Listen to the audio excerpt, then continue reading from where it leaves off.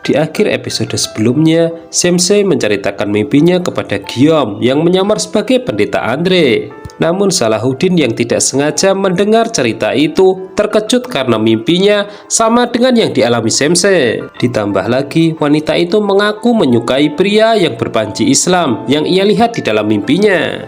Setelah keduanya pergi, Salahuddin tiba-tiba dicekik dari belakang oleh orang bayaran Jamshid. Namun pada akhirnya Salahuddin bisa membalikkan keadaan. Sementara itu, pendeta Andre meminta bantuan Sensei untuk dipertemukan dengan Latif. Dan di hadapan herbalis itu dan ayahnya, ia mengaku sebagai utusan Ibelin. Ketika Latif membuka suratnya, ternyata berisi peta harta karun. Jamshid terkejut ketika Salahuddin berjalan dengan santainya melewati pasar. Dari situ pun ia menyadari orang bayarannya gagal membunuhnya. Jafer tidak mampu menunjukkan emas yang disembunyikan Dirgam kepada Wazir Safer. Hal itu membuat nyawanya di ujung tanduk. Ia pun berjanji akan mencari tahu. Ketika Shirkuh mendesak Wazir Safer segera menyiapkan emas yang ia janjikan, dia justru semakin marah melihat Aju dan Dirgam dipekerjakan. Meskipun begitu, di belakang Jafer tetap diperintahkan Wazir Safer untuk mencari emas itu. Sementara itu, Latif mempertemukan pendeta Andre dengan Balian karena sama-sama dari Ibelin. Peta harta karun itu pun diperlihatkan. Pendeta Andre memberitahu Balian bahwa itu amanat dari Pangeran Hook. Giom sebenarnya juga memiliki tugas lain, membawa kembali Balian. Kilas balik, Yalen istri Pangeran Hook mengamanahkan itu.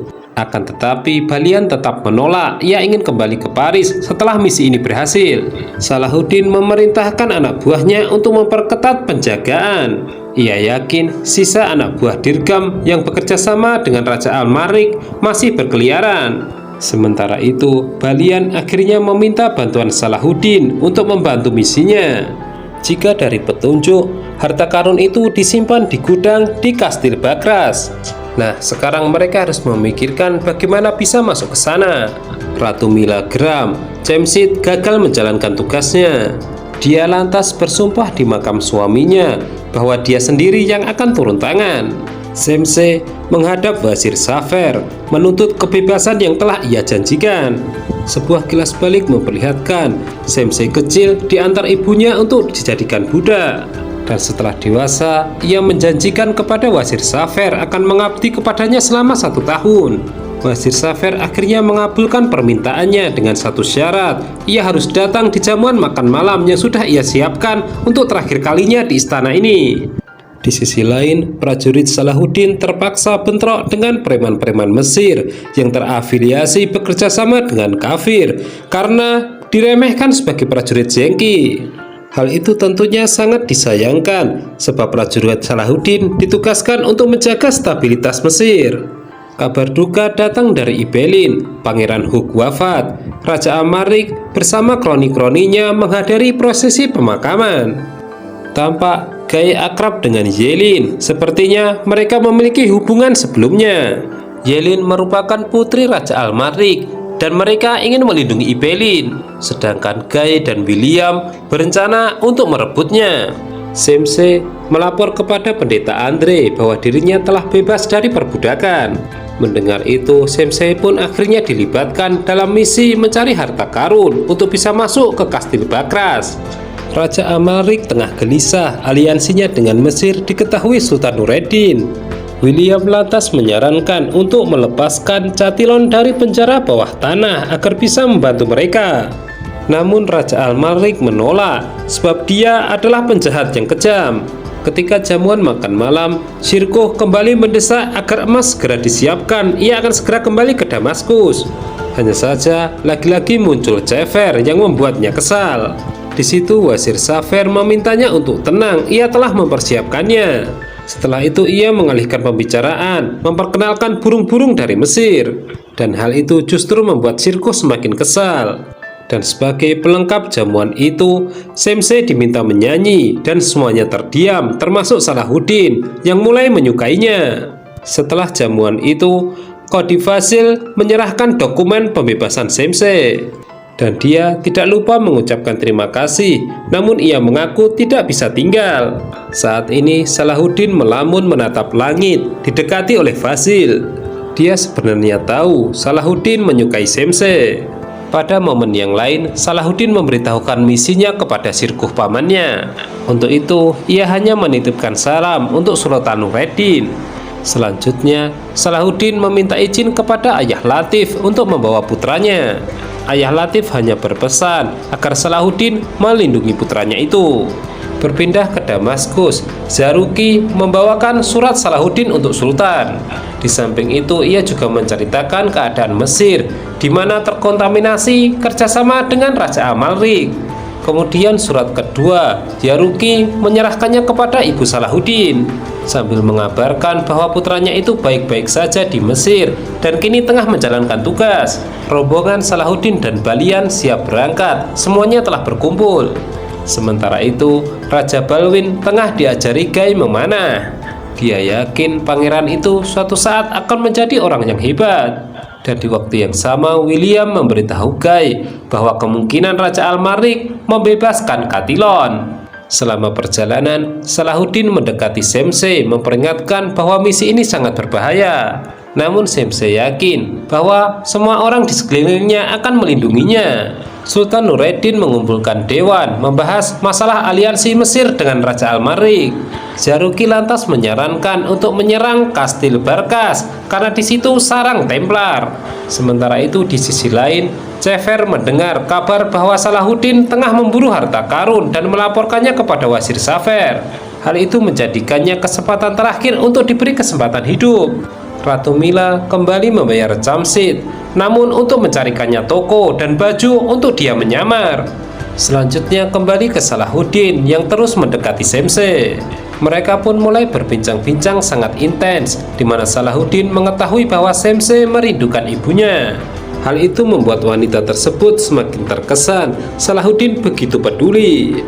Tak lama berselang, Balian mendapatkan informasi keberadaan harta karun tersebut, yang kemudian ditunjang oleh hasil temuan Halil dan Latif. Tanpa disadari, anak buah Wazir Safer terus mengawasi mereka. Sultan Nureddin memanggil Mefdud, memberinya tugas khusus bersama Zaruki untuk menyerang Kastil Bakras. Diperlihatkan sejenak, Katilon akhirnya resmi dibebaskan. Zaruki sudah siap dengan pasukannya, memberikan motivasi bahwa mereka akan menghabisi Templar. Pada saat yang sama, Mefdud juga sudah siap. Namun di tengah perjalanan, Mefdud memperingatkannya untuk mereka menggunakan strategi, yaitu baru menyerang di waktu yang tepat. Sementara itu di sisi lain terjadi kesepakatan bahwa Salahuddin dan Latif menunggu di luar kastil, sedangkan yang lainnya mencoba untuk masuk. Dan perlu diingat bahwa misi sendiri sangat rahasia, Zengki tidak dilibatkan. Balian dan Giom dikenali sebagai mitra dari Bakras. Itulah sebabnya Tekfur menyambut baik kedatangan mereka. Terlebih Ibelin begitu dihormati karena berpengaruh bagi istana. William memperingatkan Katilon bahwa dia bebas akibat jasa-jasanya. Jadi sudah seharusnya ia juga tunduk pada perintahnya. Sementara itu, Gai yakin Katilon akan bisa berbuat banyak untuknya. Balian dan Giom baru tahu dari Tekfur bahwa Pangeran Hook telah wafat. Namun di waktu yang sama, mereka tidak punya banyak waktu untuk menyelesaikan misi ini. Terlihat Halil sudah memulai aksinya duluan. Tekfur sedang menceritakan situasi Ibelin yang genting, tengah diperebutkan banyak pihak. Hal itu membuat Balian merasa bersalah. Pesan terakhir kakaknya menyuruhnya untuk kembali. Katilon menghadap Raja Al-Marik untuk mengucapkan terima kasih atas pembebasannya. Namun raja itu menyuruhnya untuk tidak bersenang hati terlebih dahulu, ada tugas berat untuknya. Dan apabila gagal, resikonya dia akan dibuat lebih menderita lagi dari sebelumnya.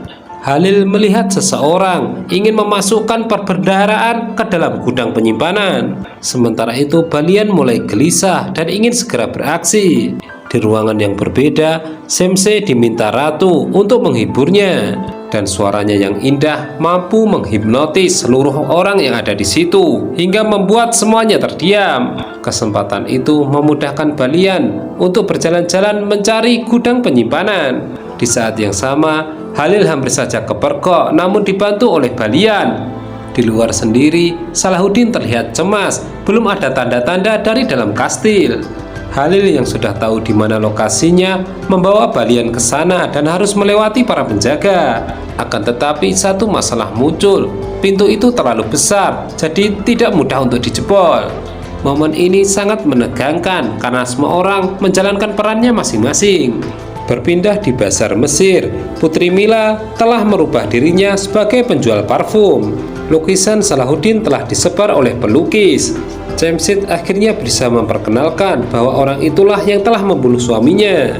Halil kesulitan membuka pintu, sementara di luar Salahuddin khawatir terjadi sesuatu di dalam. Dia lantas memutuskan mengajak Latif untuk ikut masuk. Sementara itu, Balian dan Halil mencari pintu lain atau mencari orang yang membawa kuncinya. Dan di waktu yang sama diperlihatkan Salahuddin serta Latif menghabisi penjaga di pintu rahasia. Ada sesuatu yang sedikit aneh, hanya 2 penjaga dan pintunya mudah sekali untuk dimasuki. Syirkuh mendapatkan informasi bahwa Sultan Nureddin mengutus Mefdud dan Zaruki dalam ekspedisi Bakras. Balian serta Halil menemukan penjaga yang membawa kunci. Mereka pun saling bertarung. Namun di waktu yang sama mereka pun dikejutkan dengan kemunculan Salahuddin dan Latif. Dan tanpa berpikir panjang, misi dilanjutkan.